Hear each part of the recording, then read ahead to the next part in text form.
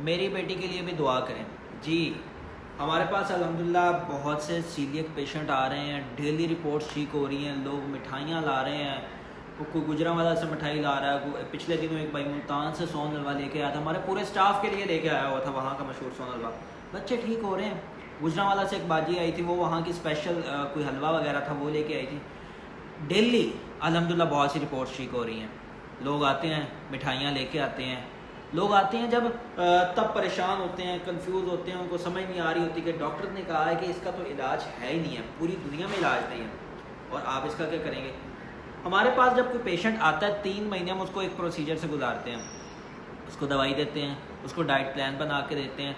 पहले महीने के बाद 1 टाइम गंदम की रोटी शुरू करवा देते हैं, दूसरे महीने के बाद 2 टाइम गंदम की रोटी शुरू करवा देते हैं, तीसरे महीने के बाद 3 टाइम रोटी शुरू करवा देते हैं, और फिर पेशेंट जो है पूरी ज़िंदगी, सारी ज़िंदगी गंदम वाली चीज़ें खाता है। तो आप परेशान ना हो, आप हमारे पास आएँ और इलाज करवाएं।